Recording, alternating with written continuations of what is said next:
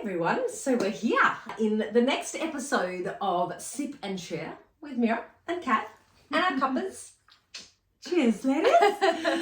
So this one is all about purpose, Mira, and this is your bag.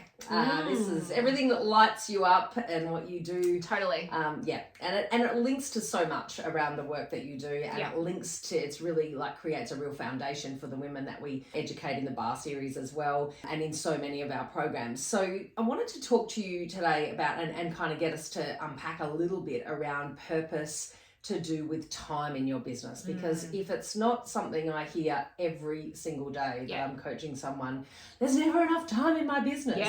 And there's so many different ways that you can look at that, right? Like my approach would be systems, like let's talk about systems. But I'm so keen to hear from you about how purpose drives the way people spend time in their business. So tell us a bit about it. For sure. And, you know, this is not to say that the systems piece that you focus on isn't important, but I guess it is helping you look at purpose or look at your time from slightly different perspective. So I also hear the same challenge. I don't have enough time. There's always so much to do. I don't know how to prioritize. And what I find is that, particularly in almost the first couple of years, but it can be later on, is we've started our business from an unconscious purpose. And then when it comes to actually doing and working on our business, we've lost track of, or we've lost engagement with the purpose of where we and why we started. And that's where we can get into trying to do all the things, feeling like we have to do all the things, and feeling like there's never enough time. And it's almost like a reality that we just need to acknowledge that there's always going to be 1,000,001 things to do in our business. So then the question becomes, how do you actually prioritize? What are the things that you focus on? And this is where coming back to purpose is really important. And before you go on then, can I say, so you're basically saying people get busy with busy work. And it's not necessarily meaning anything. It's not necessarily... And we think it does. We think it does. That's right, exactly. So step one, how do we kind of get a grip on what is purpose-driven and meaningful work versus busy work? Is there any sort of, you know, reframe you can give us there? Like, is there anything that you feel in your body just as a very starting point that is, or something along those lines? Like, I'm throwing you on the spot here, I know. Yeah, you are. So I think this is going to be really individual for each person, because where I would see most people start is they'll say to me, but everything is important. Like everything needs my time. And then I would challenge myself and others to actually go, well, hold on a second. There's always going to be priorities. And I have been in this place where I, you know, am doing so many different things because the shiny things catch my attention. But I absolutely have said yes to certain things or projects that were a nice thing to do, but weren't necessarily connected to my bigger vision and purpose. So that's the distinguishing element.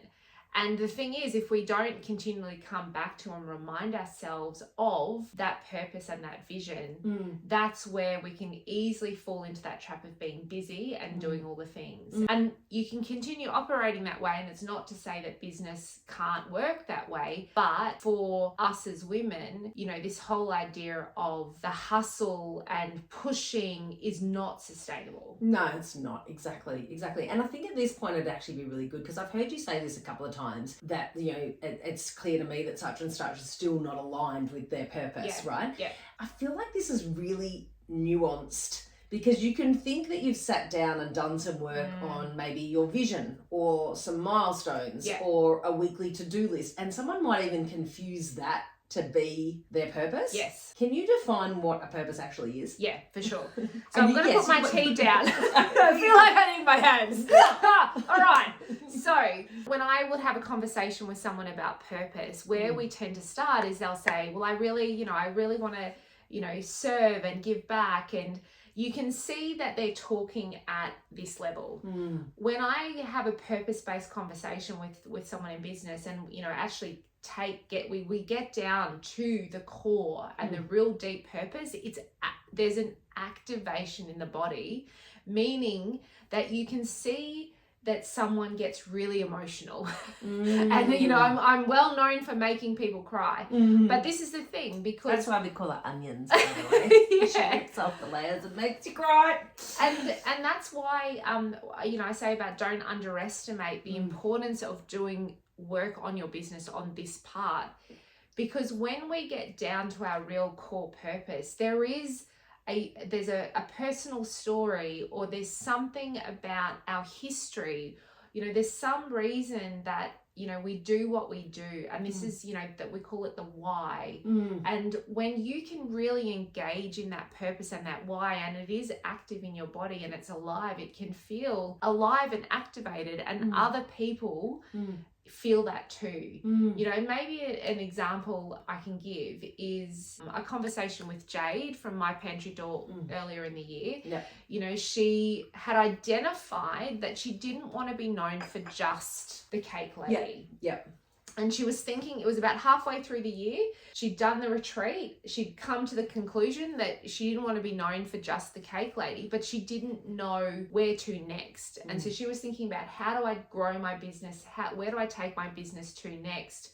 And what we needed to get to was the purpose of why she started in the first place, and what was actually the element really underneath baking. And it wasn't about the taste or the flavors, even though that's definitely was important to her. It was something so much deeper and bigger. And when she unlocked that, that helped her with the direction of where she went for the next 6 months, and where she's still continuing her focus. So from a time perspective, to bring it back to, rather than sitting in, I don't know, procrastination, not doing the business things, it's then provided her the direction to go, right, in the amount of available time I have, where am I now going to be directing my focus in business, and what am I actually going to be putting my time to? And the products or the services that she's now developing and creating connect back to that purpose, and create her time, probably, and create and what that time she spends is probably more fulfilling as well. Correct. I want to come back to this because it really, when you talk, I often wonder this. So you said when we unlocked that. Now, I don't need you to tell me what unlocked for Jade, because that's Jade's business. But can you give me examples of the type of things that you unlock in people when you do that? Like, just to give us a really tangible example of that. So do you mean like unlock in the sense of...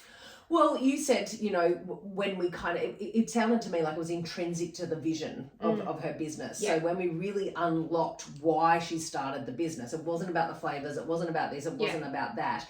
But when we unlocked it, it obviously guided the vision and the next step in her business. So what types of things do you unlock in people that give them a renewed kind of direction to envision, I suppose? I think it's unlocking, it can be unlocking, you've touched on it there, almost reigniting why they're in business. Yeah, right. You know, and so for someone that's maybe been in business for a couple of years and business is feeling tired, business is feeling hard, you know, and we all get to that place. So sometimes coming back to unlocking your purpose and getting to the real deep purpose, because I would almost put money on it that most of us, again, have unconsciously got the purpose, it's there, but we haven't made it conscious for some time, particularly as we've been in the doing of our business for a while.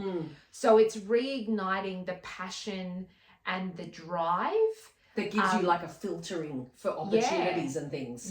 So when you're saying unlock the thing, it's actually more about putting a filter or a lens back down over that goes and what does it look like through this lens of purpose, you know, and therefore does this belong or doesn't it belong, which allows you to shed off what doesn't belong, which buys you back all that time, right? For sure. Because we do get into the busy work. Yeah, absolutely. And other people's opinions too can really flop us around off our path. You know? Or just thinking, you know, you're evaluating yourself against all the other people in your industry, and you kind of, again, unconsciously start following the lead and doing what they're doing.